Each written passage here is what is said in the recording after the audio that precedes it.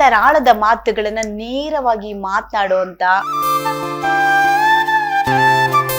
Daring dashing rebel and one and only is our Chitrali. ಪ್ರಬುದ್ಧವಾದಂತ ಮಾತುಗಳನ್ನ ಎಲ್ಲರ ಜೊತೆ ಹಂಚ್ಕೊಳ್ಳೋದಕ್ಕೆ ದಿಲ್ ಬೇಕು. ಆ ಎದೆಗಾರಿಕೆ ಅನ್ನೋದು ನಿಮ್ಮಲ್ಲಿ ಹೇಗ್ ಬಂತು? ಆಕ್ಚುಲಿ ಏನಂದ್ರೆ ಎಲ್ಲಾ ಮನುಷ್ಯರು ಇದೇ ತರ ಇರ್ಬೇಕು. ಒಂದು ಕ್ರೌಡ್ ಅಲ್ಲಿ ಒಬ್ರು ಯಾರಾದ್ರೂ ರಿಯಲ್ ಆಗಿದ್ದಾರೆ ಅಂದಾಗ ಅದು ಹೈಲೈಟೆಡ್ ಆಗಿ ಕಾಣಿಸುತ್ತೆ. ಸೊ ನಿಮ್ಗೆ ನೆಗೆಟಿವ್ ಶೇಡ್ ಅಲ್ಲಿ ನಿಮ್ಮ ಜನ ಗುರುತಿಸಕ್ ಇಷ್ಟಪಡ್ತಾರಾ? ಯಾವ್ದೇ ಒಂದು ಪಾತ್ರ ಮಾಡಿದ್ರು ಇಷ್ಟಪಟ್ಟಿದ್ದಾರೆ ಯಾವಾಗ್ಲೂ. ಬಟ್ ನನಗೆ ಪರ್ಸನಲ್ ಆಗಿ ಐ ಲವ್ ನೆಗೆಟಿವ್.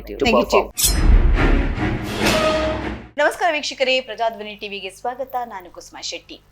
ಮನರಂಜನೆಯ ಸೋಗಿನಲ್ಲಿ ವಿಕೃತಿಗಳ ನೈವೇದ್ಯ ವಿಶೇಷ ಕಾರ್ಯಕ್ರಮಕ್ಕೆ ಸ್ವಾಗತ.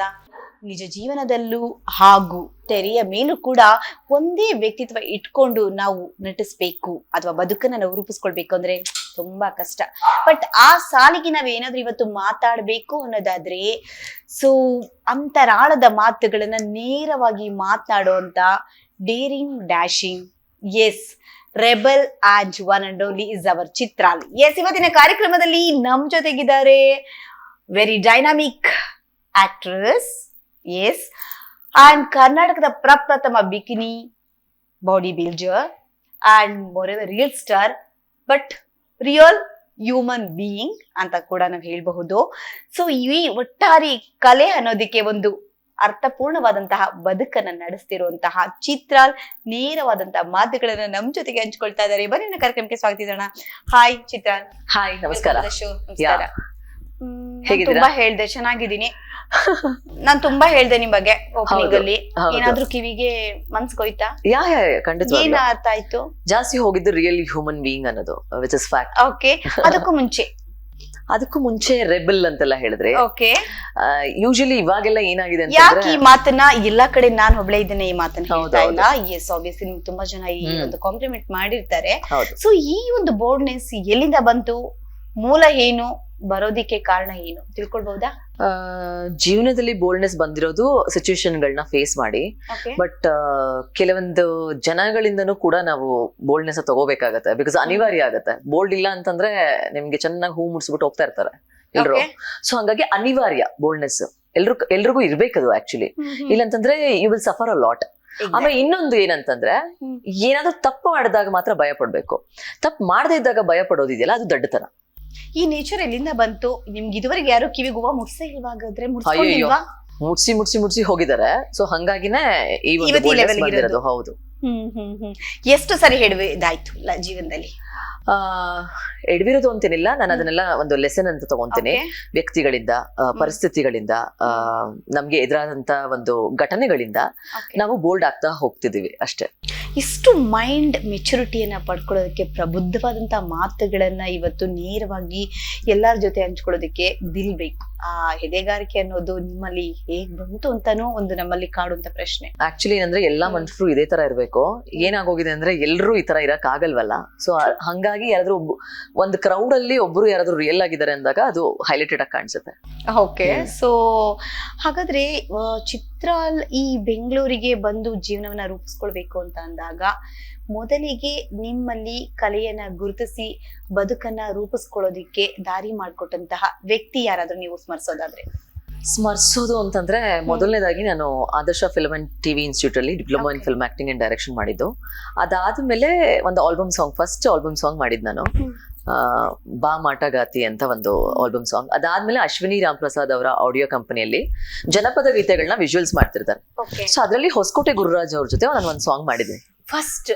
ಅಶ್ವಿನಿ ರಾಮ್ ಪ್ರಸಾದ್ ಅವರ ಆಡಿಯೋದಲ್ಲಿ ನನ್ನ ಫಸ್ಟ್ ಕ್ಯಾಮ್ರಾ ಫೇಸಿಂಗ್ ಆಲ್ಬಮ್ಗೆ. ಅದಾದ್ಮೇಲೆ ಅಲ್ಲಿ ನನಗೆ ಮಾಸ್ಟರ್ ಆನಂದ್ ಸರ್ ಪರಿಚಯ ಆಗ್ತಾರೆ, ನಂಬರ್ ಎಕ್ಸ್ಚೇಂಜ್ ಆಗುತ್ತೆ. ಸೊ ಅಲ್ಲಿಂದ SSLC ನನ್ನ ಮಕ್ಕಳು, ಅಂಡ್ ಅಲ್ಲಿಂದ ದೊಡ್ಡಣ್ಣ ಚಿಕ್ಕಣ್ಣ, ಪಾಂಡುರಂಗ ವಿಠಲ, ಈ ರೀತಿ ಶುರುವಾಗ್ತಾ ಹೋಗುತ್ತೆ. ಕೊಟ್ಟಂತ ಸೀರಿಯಲ್ ರಾಧಾ ಕಲ್ಯಾಣ.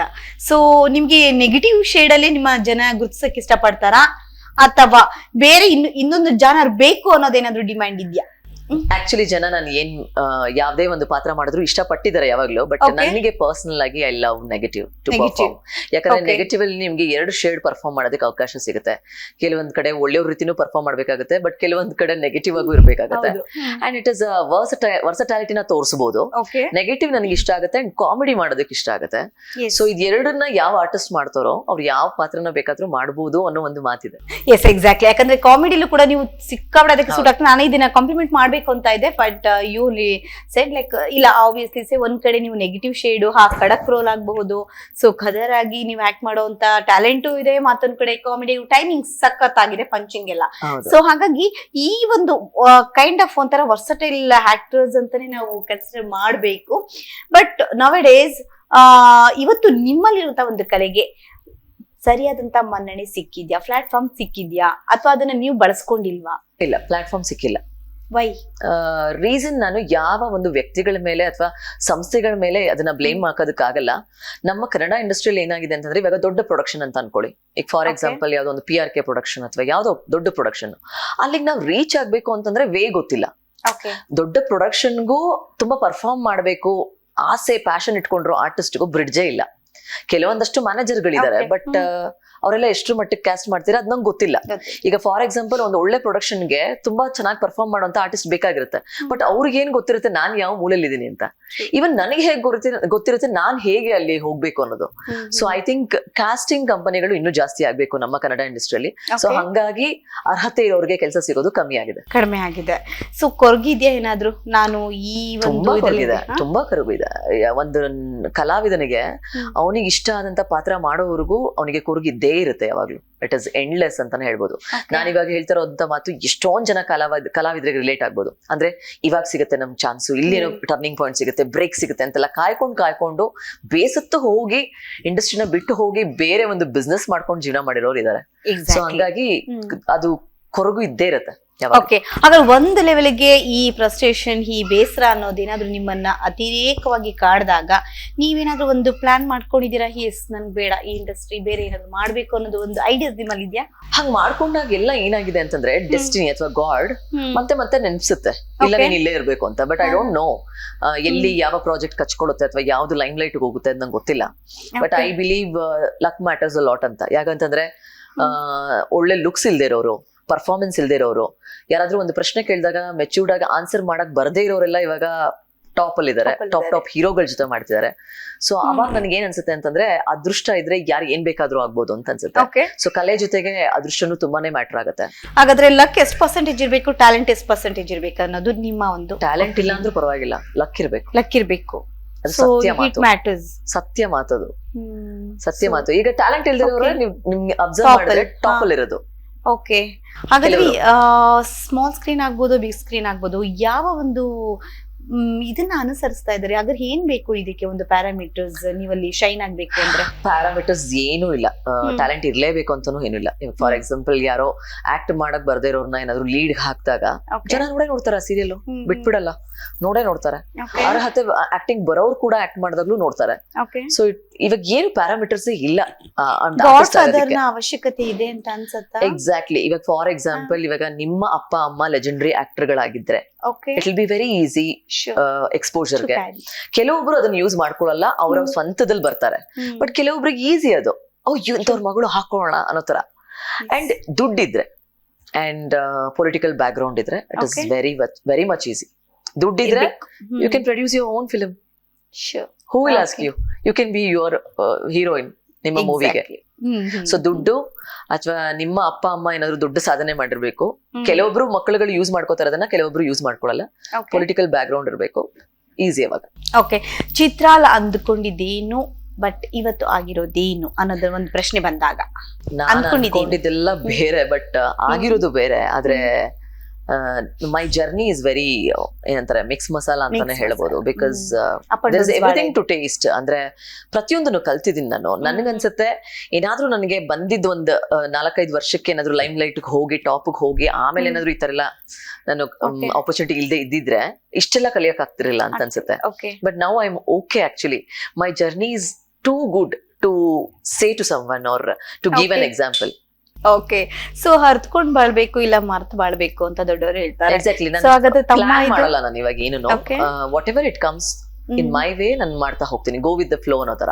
ಓಕೆ, ಸೊ ಅದು ಚಿತ್ರಾ ಲೈಫ್ ಅಲ್ಲಿ ಅಪ್ ಅಂಡ್ ಡೌನ್ಸ್ ಬಹಳಷ್ಟು ಕೇಳಿದೀವಿ. ಸೊ ನಿಮ್ಮ ಜೊತೆ ಸಂದರ್ಶನದಲ್ಲೂ ಕೂಡ ಅದನ್ನ ನಮ್ಗೆ ಹಂಚ್ಕೊಂಡಿದ್ದೀರಾ. ಬಟ್ ಈ ಅಪ್ ಅಂಡ್ ಡೌನ್ಸ್ ಅಂತ ವಿಚಾರ ಬಂದಾಗ ಈ ಜಾಸ್ತಿ ಆ ಡೌನ್ಸ್ ಗಳಿತ್ತಲ್ಲ, ಆ ಡೌನ್ ಗಳೇ ನಿಮ್ಮನ್ನ ಇವತ್ತು ಹಪ್ಪಲ್ ಕೂರೋ ಹಾಗೆ ಮಾಡಿದೆ ಅಂತ ಏನಾದ್ರು ಅನ್ಸಿದ್ಯಾ? ತುಂಬಾ ತುಂಬಾ ಓಕೆ, ಡೌನ್ ಗಳು ಬರ್ಲೇಬೇಕು. If you have to learn lessons ಅಲ್ಲ, ಡೌನ್ ಗಳು ಬರ್ಲೇಬೇಕು. ಡೌನ್ ಗಳು ಇಲ್ಲ ಅಂತಂದ್ರೆ ಕಿಕ್ ಇರಲ್ಲ. ಒಂದು ಲೆವೆಲ್ ಅಲ್ಲಿ ಚಿತ್ರಾಲ್ ಅವರ ಒಂದು ಡೈರೆಕ್ಟ್ ಟಾಕಿಂಗ್ ಶಾರ್ಟ್ಸ್ ಎಲ್ಲರೂ ಎಷ್ಟೋ ಜನಕ್ಕೆ ಸ್ವಲ್ಪ ಅದನ್ನ ವಿರೋಧ ಮಾಡ್ತಾ ಇದ್ರು. ಬಟ್ ಹೌದು. ಇವಾಗ ಅದನ್ನ ಸ್ವೀಕಾರ ಮಾಡೋ ಒಂದು ಮನಸ್ಥಿತಿಗೆ ತಲುಪಿದ್ದಾರೆ ಅಂತ ಅಂದ್ರೆ ಏನ್ ಬದಲಾವಣೆ ಇದು? ನೇರವಾಗಿ ಮಾತಾಡೋರ್ಗೆ ಕೆಲಸಗಳು ಕಮ್ಮಿ. ನೀವು ಅಬ್ಸರ್ವ್ ಮಾಡಿದ್ರೆ ಆಪರ್ಚುನಿಟೀಸ್ ಗಳು ಕಮ್ಮಿ. ಆದ್ರೆ ಏನ್ ಗೊತ್ತಾ, ನೇರವಾಗಿ ಮಾತಾಡೋರಿಗೆ ಪ್ಲಸ್ ಪಾಯಿಂಟ್ ಏನು ಅಂತಂದ್ರೆ, ಕೆಟ್ಟವ್ರು ಯಾರು ನಿಮ್ ಹತ್ರ ಸುಳಿಯೋದಿಲ್ಲ. ಅಂದ್ರೆ ನಾಟಕೀಯವಾಗಿ ಬರ್ಬೇಕು ಅನ್ನೋರು ಸುಳಿಯಲ್ಲ, ಒಳ್ಳೆ ಕೆಲಸಗಳು ಮಾತ್ರ ನಿಮ್ ಹತ್ರ ಹುಡ್ಕೊಂಡ್ ಬರುತ್ತೆ. ಸೊ ಹಂಗಾಗಿ ಆಮೇಲೆ ಇವಾಗ ನೇರವಾಗಿ ಮಾತಾಡೋರೆಲ್ಲ ಒಂಥರ ಸ್ಟಾರ್ಗಳ ತರ. ಬಿಕಾಸ್ ನೇರವಾಗಿ ಮಾತಾಡೋದಕ್ಕೆ ಎಲ್ಲರ ಕೈಲೂ ಆಗಲ್ಲ, ಎಲ್ಲರ ಕೈಲೂ ಆಗಲ್ಲ ನೇರವಾಗಿ ಮಾತಾಡೋದಕ್ಕೆ. ಆಗಿಲ್ವಾ ನಿಮ್ಮ ಲೈಫ್ ಅಲ್ಲಿ? ಖಂಡಿತವಾಗ್ಲೂ ಇಲ್ಲ, ಖಂಡಿತವಾಗ್ಲೂ ಇಲ್ಲ. ಬಂದು ತುಂಬಾನೇ ನಿಮ್ಗೆ ಇದರಿಂದ ತೊಂದರೆ ಆಗಿರೋದು ಏನು ಅಬ್ಬಬ್ಬಾ ಅಂದ್ರೆ ಒಂದಷ್ಟು ಜನ ಏನಾದ್ರು ಅಯ್ಯೋ ಬೇಡಪ್ಪ ಇವ್ರು ನೇರವಾಗಿ ಮಾತಾಡ್ತಾರೆ ಅಂತ ನಮ್ಮನ್ನ ಅಪ್ರೋಚ್ ಮಾಡದೇ ಇರ್ಬೋದು. ಬಟ್ ದ ಥಿಂಗ್ ಈಸ್, ಎಲ್ಲದಕ್ಕಿಂತ ನಾವು ಲೈಫಲ್ಲಿ ಗೆಲ್ಬೇಕಾಗಿರೋದು ನಮ್ಮ ಮನಸ್ಸಾಕ್ಷಿ. ಸೊ ನನ್ನ ಮನಸ್ಸಾಕ್ಷಿ ಪ್ರಕಾರ ನನ್ ಏನಿದೆ, ನಾನು ಇಲ್ಲೇನು ಇಟ್ಕೊಳ್ಳಲ್ಲ, ಆಚೆ ಮಾತಾಡ್ತೀನಿ. So I am very much clean and ನನಗೆ ರಾತ್ರಿ ಹೊತ್ತು ತುಂಬಾ ಚೆನ್ನಾಗಿ ನಿದ್ದೆ ಬರುತ್ತೆ ನೆಮ್ಮದಿಯಾಗಿ.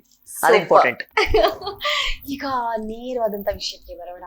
ಚಿತ್ರಾಲಿ, ಎಸ್, ನಾನಿವತ್ತು ಬಂದಿರೋ ಉದ್ದೇಶ ಗೊತ್ತಿದೆ ಗೊತ್ತಿದೆ ಹೇಳಿ. ಎಸ್, ಸಾಕಷ್ಟು ವಿರೋಧ ಮಾಡಿದ್ರಿ, ಬೇಡ, ಅನಾವಶ್ಯಕ, ಯಾರು ಬದಲಾವಣೆ ಮಾಡಕ್ಕಾಗಲ್ಲ. ಜನರ ಒಂದು ಮನಸ್ಥಿತಿಯನ್ನ ನಾವು ತಿಳ್ಕೊಳ್ಳೋದೇ ಕಷ್ಟ ಆಗ್ಬಿಟ್ಟಿದೆ. ಅವ್ರಿಗೆ ಏನ್ ಬೇಕೋ ಅದನ್ನ ತಗೊಳ್ತಾ ಇದಾರೆ ಅಂತ. ಬಟ್ ಸ್ಟಿಲ್ ನೋಡೋಣ, ನಮ್ಮ ಪ್ರಯತ್ನ ಒಂದು, ನಿಮ್ಮ ಮನಸ್ಥಿತಿನೂ ಬೇರೆನೆ ಇರುತ್ತೆ. ಸೊ ಹಾಗಾಗಿ ಜನರಿಗೆ ನೇರವಾಗಿ ಹೇಳುವಂತಹ ಒಂದು ಎದೆಗಾರಿಕೆ, ಧೈರ್ಯ ನಿಮ್ಮಲ್ಲಿದೆ.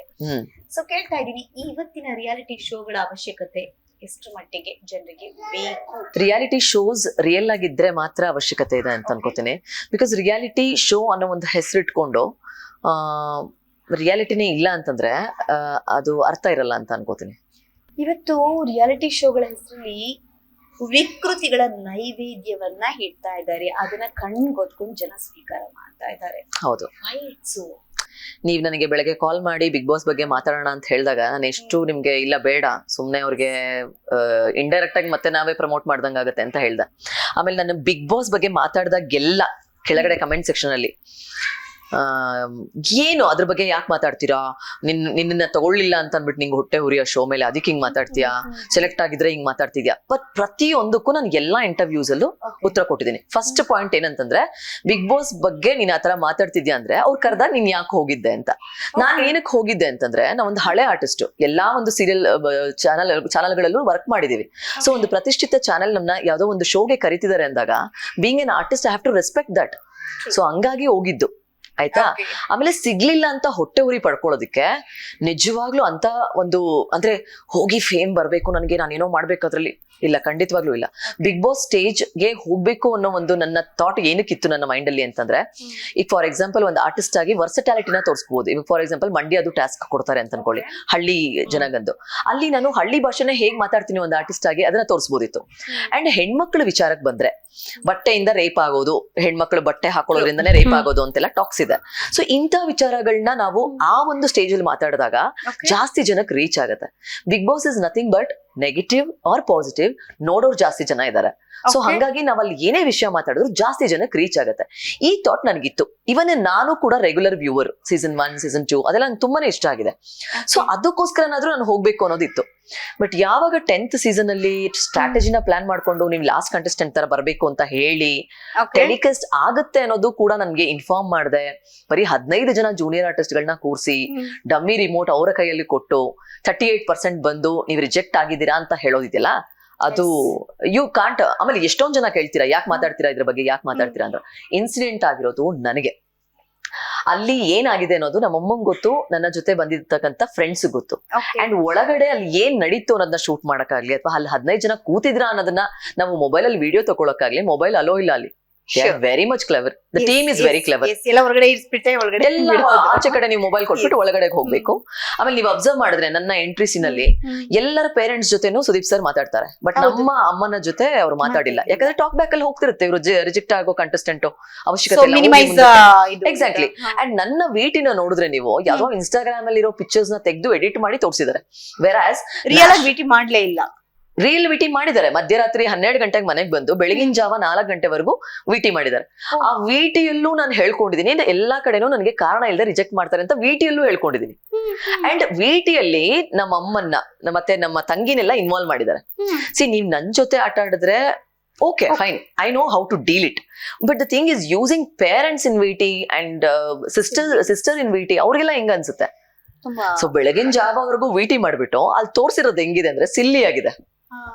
ಮಧ್ಯರಾತ್ರಿ 3 ಗಂಟೆಲಿ ನನಗೆ ವಿಟಿ ಮಾಡೋ ಒಂದು ರೀಸನ್ ಅಲ್ಲಿ ಚಕ್ರಾಸನ ಹಾಕಕ್ ಹೇಳ್ತಾರೆ. ಯಾಕಂದ್ರೆ ಅವ್ರಿಗೆ ವಿಟಿಗೆ ಬೇಕಲ್ಲ ಕ್ಲಿಪ್ಪಿಂಗ್ಸ್ ಎಲ್ಲ. ಸೊ ನಾನು ಅದೆಲ್ಲ ಮಾಡಿದೀನಿ.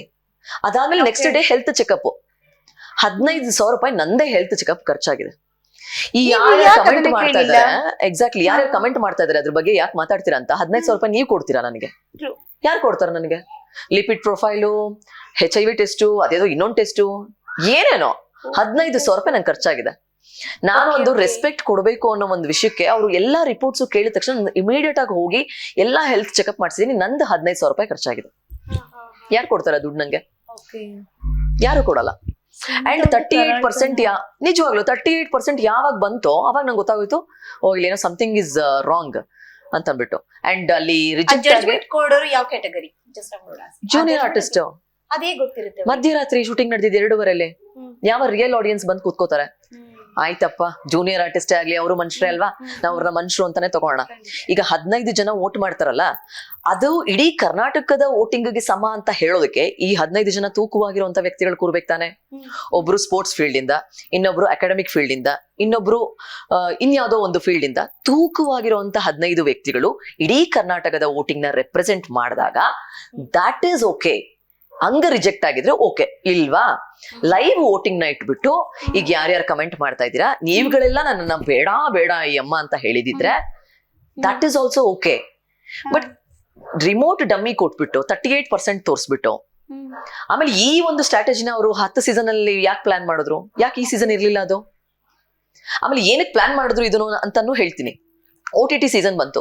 OTTಲಿ ಜಾಸ್ತಿ ಒಂದು ಕೆಟ್ಟದಾಗಿ ಟ್ರಾಲ್ ಆಗಿರೋರ್ನೆಲ್ಲ ಅವರು ತಗೊಂಡ್ರು. ಅವಾಗ ಜನಗಳಿಗೆ ಜಾಸ್ತಿ ಕೋಪ ಇತ್ತು, ಏನ್ ಇಂಥವ್ರನ್ನೆಲ್ಲ ತಗೊಂಡಿದ್ದಾರೆ, ಏನ್ ಮೆಸೇಜ್ ಇವ್ರು ಕೊಡ್ತಾ ಇದಾರೆ ಅಂತ.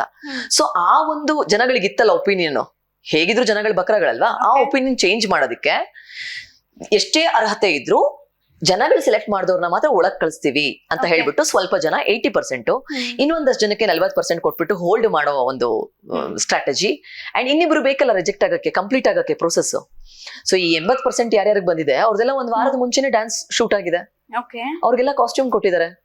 ನನಗೆ ಅವಿನಾಶ್ಗೆ ಯಾಕೆ ಕಾಸ್ಟ್ಯೂಮ್ ಕೊಟ್ಟಿಲ್ಲ? ಯಾಕೆ ಕೊಟ್ಟಿಲ್ಲ? ನಾಳೆ ಶೂಟಿಂಗ್ ಇದೆ ಅಂತಂದಾಗ ಇವತ್ತು ಇನ್ಫಾರ್ಮ್ ಮಾಡಿದ್ದಾರೆ. ನಾವೇನಂತಂದ್ರೆ ರೆಸ್ಪೆಕ್ಟ್. ಆಮೇಲೆ ಈ ತರ ರಿಜೆಕ್ಟ್ ಆಗೋ ಟೆಲಿಕಾಸ್ಟ್ ಆಗುತ್ತೆ ಅಂತಾನು ನಂಗೆ ಗೊತ್ತಿಲ್ಲ. ಯಾರೋ ಒಂದು ವ್ಯಕ್ತಿನ ಸ್ಟೇಜ್ ಮೇಲೆ ಕರೆದು ರಿಜೆಕ್ಟ್ ಮಾಡಿ ನಿಮ್ಗೆ ನಂಬ್ತಿರೋ ಬಿಡ್ತಿರೋ 1 ತಿಂಗಳು ನನಗೆ ಎಷ್ಟು ಅನ್ಭವಿಸಿದೀನಿ ಅಂದ್ರೆ, ನಾನ್ ಜಿಮ್ಗೆ ಹೋಗ್ಲಿ ಸರ್ಕಾಸ್ಟಿಕ್ ಆಗಿ ಮಾತಾಡೋರು ಇರ್ತಾರೆ. ಏನ್ ಮೇಡಮ್ ಹಿಂಗ್ ಹೋದ್ರಿ, ಹಂಗ್ ಬಂದ್ಬಿಟ್ರೆ, ಯಾಕೆ ನಿಮ್ಗೆ ಊಟ ಬರ್ಲಿಲ್ಲ ಅಂತಾನೆ ಚಿಕನ್ ಅಂಗಡಿ ಅವನು. ಅವ್ನಿಗೆಲ್ಲ ಹೇಳಕ್ಕಾಗತ್ತ ನಾನು ಇದು ಫೇಕ್ ಅಂತ? ಆಯ್ತು, ನಾನು ಹೋಗಿದ್ ಸೀಸನ್ ಅಲ್ಲಿ ಜನಕ್ಕೆ ಚಿರಪರಿಚಿತರಾದಂತ ಫೇಸ್ಗಳೇ ಇತ್ತ? ಸೆಲೆಕ್ಟ್ ಆದವ್ರು ಯಾರಾದ್ರೂ ಇದ್ದ? ಪರಿಚಯ ಇಲ್ದೇ ಇರೋರು, ಒಂದೇ ಸಲನು ಅವ್ರನ್ನ ಸ್ಕ್ರೀನ್ ಅಲ್ಲಿ ನೋಡದೇ ಇರೋರೆಲ್ಲ ಸೆಲೆಕ್ಟ್ ಆಗಿದ್ದಾರೆ. ಇದೆಲ್ಲ ಆಯ್ತಲ್ವಾ? ಸ್ಟ್ರಾಟಜಿಗೆ ಯೂಸ್ ಮಾಡ್ಕೊಳ್ಳಿ. ಅಷ್ಟು ದೊಡ್ಡ ಶೋಗೆ ಬಿಟ್ಟಿ ಕಂಟೆಂಟ್ ಕೊಟ್ಟಿದ್ದೀನಿ, ಇಲ್ಲಿವರೆಗೂ ಪೇಮೆಂಟ್ ಬಂದಿಲ್ಲ ಅವ್ರು ಯೂಸ್ ಮಾಡ್ಕೊಂಡಿರೋದಕ್ಕೆ. ಜಸ್ಟ್ ಒಂದು ಬ್ರ್ಯಾಂಡ್ಗೆ ಒಂದು ರೀಲ್ ಮಾಡಿದ್ರು ಕೂಡ ಪೇಮೆಂಟ್ ಕೊಡ್ತಾರೆ. ನಾನು ಅಷ್ಟು ಕೋಟಿಗಟ್ಲೆ ಬಜೆಟ್ ಇರುವಂತ ಶೋಗೆ ಬಿಟ್ಟಿ ಕಂಟೆಂಟ್ ಕೊಟ್ಟಿದ್ದೀನಿ. ಸೊ ಅದರ ಹೆಮ್ಮೆ ನನಗಿದೆ. ಅಲ್ಲ, ನಾನು ಹೇಳ್ತಿರೋದು ಅಷ್ಟು ಕೋಟಿಗಟ್ಲೆ ಇರುವಂತ ಬಜೆಟ್ ಶೋಗೆ ಬಿಟ್ಟಿ ಕಂಟೆಂಟ್ ಕೊಟ್ಟಿದ್ದೀನಿ ನಾನು. ನನಗೇನು ಪೇಮೆಂಟ್ ಕೊಟ್ಟಿಲ್ಲ ಅವರು. ಅಂಡ್ ನನಗೆ ಗೊತ್ತಿರ್ಲಿಲ್ಲ ಇವೆಲ್ಲ ಏನು ಪ್ಲಾನ್ ಮಾಡಿದಾರೆ, ಅದೆಲ್ಲ ಏನು ಗೊತ್ತಿರಲಿಲ್ಲ. ಬಟ್ ಯಾರನ್ನ ಕೇಳಿ ಅಂದ್ರೆ ಅಲ್ಲಿ ಹೋಗೋವರೆಗೂ ನಾವು ಒಪ್ಕೊಂಡು ಹೋಗೋವರೆಗೂ ಎಲ್ರು ನಿಮ್ದು ಆಧಾರ್ ಕಾರ್ಡ್ ಕೊಡಿ, ನಿಮ್ದು ಆ ರಿಪೋರ್ಟ್ ಕೊಡಿ ಅಂತೆಲ್ಲ ಟಚ್ ಅಲ್ಲಿ ಇದ್ರು. ರಿಜೆಕ್ಟ್ ಆಗಿ ಕ್ಯಾರನ್ ಬಂದ ಮೇಲೆ ಕ್ಯಾರೆ ಅನ್ನೋರೇ ಇಲ್ಲ.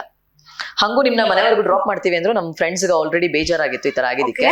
ಸೊ ನಾವೇ ಹೋದ್ವಿ, ನಮ್ ಪಾಡಕ್ ನಾವೇ ಹೋದ್ವಿ ಮನೆಗೆ. ಆಮೇಲೆ ಯಾರನ್ನು ರಿಸೀವ್ ಮಾಡಿಲ್ಲ ಕಾಲು. ನೆಕ್ಸ್ಟ್ ಡೇ ಇಲ್ಲ ನಾನ್ The date, sir. ಏನಕ್ಕೆ ನನ್ ಜೊತೆ ಹಿಂಗ್ ಮಾಡಿದ್ರಿ ಅಂತ ನಾನು ಕೇಳ್ತಾ ಇದ್ದೀನಿ. ಕೇಳಿದೆ. Y me? ಪ್ರಶ್ನೆಗೆ ಉತ್ತರ ಸಿಗ್ಲೇ ಇಲ್ವಾ? ಸಿಗ್ಲೇ ಇಲ್ಲ. ಆಮೇಲೆ ಡೈರೆಕ್ಟರ್ಗೆ ಕಾಲ್ ಮಾಡಿದೆ, ಪ್ರಕಾಶ್ ಅವ್ರು ಡೈರೆಕ್ಟರ್, ತಮಿಳ್ ಅವರು, ಡೈರೆಕ್ಟರ್ಗೆ ಕನ್ನಡ ಬರಲ್ಲ. ಅವರಿಗೆ ಕಾಲ್ ಮಾಡಿದ್ರೆ, ಸರ್ ನಾನು ಚಿತ್ರಲ್ ರಂಗಸ್ವಾಮಿ ಅದೇ ರಿಜೆಕ್ಟ್ ಆದ್ನಲ್ಲ ಹಂಗೆ. ಹೂ ಯಾರು? Who are you? Tell me who are you? I was shocked.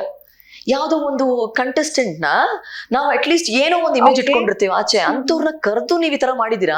And that person doesn't know who am I and he use me for his content. I was so sad. ನಾನು director ಹತ್ರ ಹತ್ಕೊಂಡು ಮಾತಾಡಿರೋದಲ್ಲ, ನನ್ನ ಹತ್ರ recording ಇನ್ನ ಇದೆ, ಸೇಫ್ಟಿಗೆ ಅಂತ ಇಟ್ಟಿದ್ದೀನಿ, ಯಾವತ್ತಾದ್ರೂ ಬೇಕಾಗತ್ತೆ ಅಂತ. I was so sad. ಯಾಕಂದ್ರೆ ಒಂದು ವ್ಯಕ್ತಿ ಯಾರು ಅಂತಾನೂ ಗೊತ್ತಿಲ್ದಂಗೆ ಅವ್ರನ್ನ ಪುಪ್ಪೆಟ್ ತರ ಯೂಸ್ ಮಾಡ್ಕೊಳ್ಳೋದಿದೆಯಲ್ಲ, ಇಟ್ಸ್ ವೆರಿ ರಾಂಗ್.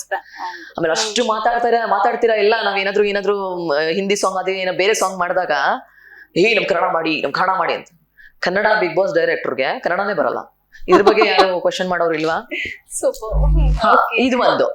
ಆಮೇಲೆ ಅಲ್ಲಿ ಏನ್ ಟೀಮು, ಟೀಮ್ ವಯಕಾಮ್ 18 ಮುಂಬೈ ಅವ್ರದ್ದು ಬಂದಿರುತ್ತೆ ಎಲ್ಲ ಓಕೆ. ಬಟ್ ಯಾಕೆ ನಮ್ ಕನ್ನಡದವರೇ ವರ್ಕ್ ಮಾಡ್ಬೋದಲ್ಲ ಆ ಒಂದು ಇದ್ರಲ್ಲಿ, ಆ ಕ್ರಿಯೇಟಿವ್ ಸೆಕ್ಷನ್ ಅಲ್ಲಿ. ಬಟ್ ಯಾಕೆ ಯಾರು ಇಲ್ಲ?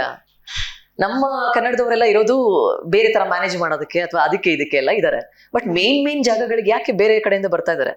Y the director is Tamilian, why is from Chennai and Prakash Nayak, why ಅಷ್ಟೇನೆ.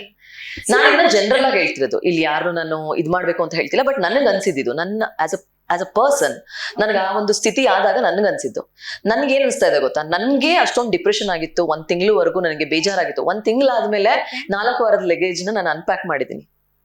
ಅಂಡ್ ನಾನು ಯಾವ ತರ ಪ್ಯಾಕ್ ಮಾಡಿದ್ದು ಗೊತ್ತಾ, 4 ವಾರದ ಲಗೇಜು. ಶನಿವಾರ ಈ ಕಾಸ್ಟ್ಯೂಮ್ ಹಾಕೋಬೇಕು, ಈ ಕಾಸ್ಟ್ಯೂಮ್ ಇದೇ ತರ ಇಯರಿಂಗ್ಸ್ ಹಾಕೋಬೇಕು ನಾನು, ಅಂಡ್ ಈ ವಿಷಯಗಳನ್ನ ಮಾತಾಡ್ಬೇಕು ನಾನು. ಇದೆಲ್ಲ ಮೇನ್ ಪಾಯಿಂಟ್ಸ್ ಇರುತ್ತೆ. ಕೆಲವೊಂದು ಹುಡುಗಿರ ಬಗ್ಗೆ ಎಷ್ಟೊಂದು ಮಾತಾಡದಿರೋ ವಿಷಯಗಳಿದಾವೆ, ಅದನ್ನೆಲ್ಲ ನಾನು ಮಾತಾಡ್ಬೇಕು, ಸೊ ದಟ್ ಅದು ಜಾಸ್ತಿ ಜನಕ್ಕೆ ರೀಚ್ ಆಗುತ್ತೆ. ಎಕ್ಸಾಕ್ಟ್ಲಿ. ಅದನ್ನೆಲ್ಲ ನಾನು ಪ್ಲಾನ್ ಮಾಡ್ಕೊಂಡು 4 ವಾರದ ಲಗೇಜ್ ಪ್ಯಾಕ್ ಮಾಡಿದೀನಿ. ಆ 1 ತಿಂಗಳಾದ್ಮೇಲೆ 4 ವಾರದ ಲಗೇಜ್ ಅನ್ಪ್ಯಾಕ್ ಮಾಡೋದಿದೆಯಲ್ಲ, it takes too much of emotion. ಒಂದು ಆರ್ಟಿಸ್ಟ್ಗೆ ಹಂಗ್ ಮಾಡೋದಿದೆಯಲ್ಲ ತುಂಬಾನೇ ತಪ್ಪು. ಆಯ್ತು, ಹಿಂಗ್ ಮಾಡಿದೀವಿ, ಏನೋ ಒಂದು ಆಗೋಗಿದೆ, ಹಂಗೆ ಏನು ಇಲ್ಲ. ನನಗೆ ಇನ್ನೂ ಐ ರಿಗ್ರೆಟ್. ನಾನು ಮಡಿಕೇರಿ ಟ್ರಿಪ್ ಇಂದ ವಾಪಸ್ ಬರ್ತಾ ಇದ್ದೆ, ಸತ್ಯ ಅನ್ನೋರು ನನಗೆ ಕಾಲ್ ಮಾಡಿದ್ರು, ಈ ತರ ಯಾರ್ದೋ ವಿಷ್ಣು ಅನ್ನೋರು ಕಾಲ್ ಬರುತ್ತೆ, ರಿಸೀವ್ ಮಾಡಿ ಅಂತ ಹೇಳಿದ್ರು. ಐ ಸ್ಟಿಲ್ ಫೀಲ್ ರಿವೈಂಡ್ ಮಾಡಕ್ಕಾದ್ರೆ ನಾನು ವಿಷ್ಣು ಅವ್ರ ಕಾಲ್ ನ ರಿಸೀವೇ ಮಾಡ್ತಿರ್ಲಿಲ್ಲ. ನಾನು ರಿಸೀವ್ ಮಾಡಿದ್ದು ಇಷ್ಟೆಲ್ಲದಕ್ಕೂ ಕಾರಣ ಆಯ್ತು. ಅಂಡ್ ಹೇಳ್ತೀರಾ ಪಬ್ಲಿಸಿಟಿ ತಗೊಳ್ಳೋದಕ್ಕೆ ನಾನು ಮಾಡ್ತಾ ಇದ್ದೀನಿ, ನಾನು ಎಷ್ಟು ಮಾತಾಡ್ತೀನೋ ಬಿಗ್ ಬಾಸ್ ಬಗ್ಗೆ, ಅವ್ರಿಗೆ ನೆಗೆಟಿವ್ ಪ್ರಮೋಷನ್ ಅವ್ರಿಗೆ ಸಿಗ್ತಿರುತ್ತೆ. ನನಗೇನಕ್ಕೆ ಬೇಕು publicity? I am a bikini athlete. ನಾನು ಕಾಂಪಿಟೇಷನ್ಗೆ ಬಿಕಿನಿ ಹಾಕಿದ್ದೀನಿ, ಸ್ಟೇಜ್ ಮೇಲೆ ರ್ಯಾಂಪ್ ವಾಕ್ ಮಾಡಿದ್ದೀನಿ ಬಿಕಿನಿ ಹಾಕೊಂಡು.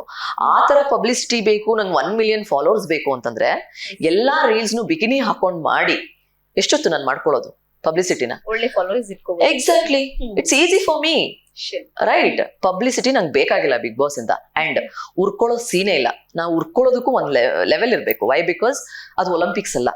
ನನಗೆ ಏನ್ ಬೇಜಾರ್ ಅಂದ್ರೆ, ಈ ಕಮೆಂಟ್ ಸೆಕ್ಷನ್ ಅಲ್ಲಿ ಯಂಗ್ಸ್ಟರ್ಸ್ ಗಳು ಕಮೆಂಟ್ ಮಾಡ್ತಿರ್ತಾರಲ್ಲ, ನಿಂಗೆ ಹೊಟ್ಟೆವ್ರಿ ಹಂಗೆ ಹಿಂಗೆ ಅಂತ. ಅವರಿಗೆ ಈ ಸಲ ಒಲಿಂಪಿಕ್ಸ್ಗೆ 119 ಜನ ಅಥ್ಲೀಟ್ಸ್ ಗಳು ಹೋಗಿದ್ದಾರೆ ಇಂಡಿಯಾದಿಂದ. ಕರ್ನಾಟಕದಿಂದ ಒಂದಷ್ಟು ಜನ ಹೋಗಿದ್ದಾರೆ. ಯಾರ್ಯಾರು ಹೋಗಿದ್ದಾರೆ ನಮ್ಮ ಕರ್ನಾಟಕದಿಂದ ಅನ್ನೋದು ಗೊತ್ತಿಲ್ಲ ಯಂಗ್ಸ್ಟರ್ಸ್ಗೆ. ಒಲಿಂಪಿಕ್ಸ್ಗೆ ಯಾರು ಹೋಗಿದ್ದಾರೆ ಅನ್ನೋದು ಗೊತ್ತಿಲ್ಲ. ವೈಲ್ಡ್ ಕಾರ್ಡ್ಗೆ ಯಾರು ಹೋಗಿದ್ದಾರೆ ಅಂತ ಕೇಳಿದ್ರೆ ಇಮಿಡಿಯೇಟ್ ಆಗಿ ಹೇಳ್ತಾರೆ. ಕಂಟೆಸ್ಟೆಂಟ್ಸ್ ಯಾರು, ಅವ್ರ ಹೆಸರು ಹೇಳಿ ಅಂತ ಕೇಳಿದ್ರೆ ಇಮಿಡಿಯೇಟ್ ಆಗಿ ಹೇಳ್ತಾರೆ. Where we are heading? ಅದು ನನಗೆ ಬೇಜಾರಾಗ್ತಿರೋದು. ಕಮೆಂಟ್ ಎಷ್ಟಾದ್ರೂ ಮಾಡ್ರಯ್ಯ ನೀವು. ನಾನು ದೇವ್ರ ಪೂಜೆ ಮಾಡ್ತಿರೋ ಒಂದು ವಿಡಿಯೋ ಹಾಕಿದ್ರು ನೀವು ಅದಕ್ಕೂ ನೆಗೆಟಿವ್ ಕಮೆಂಟ್ ಹಾಕಿರ್ತೀರಾ. ನಂಗೆ ಅದು ಬೇಕಾಗಿಲ್ಲ. ಬಟ್ ಕಮೆಂಟ್ ಮಾಡೋಕ್ಕಿಂತ ಮುಂಚೆ ಏನ್ ಹೇಳ್ತಾ ಇದಾರೆ ಇವರು, ಫುಲ್ ಇಂಟರ್ವ್ಯೂ ಅಲ್ಲಿ ಏನ್ ಹೇಳಿದಾರೆ, ಯಾಕೆ ಹೋದ್ರು ಅವರು, ಇದನ್ನೆಲ್ಲ ಕಮೆಂಟ್ ಮಾಡಿ. ಫಾರ್ ಯುವರ್ ಕೈಂಡ್ ಇನ್ಫಾರ್ಮೇಶನ್ ನೋಡಿ, ಇದೇನು ಓದಿ ಇದು ಮೆಸೇಜ್.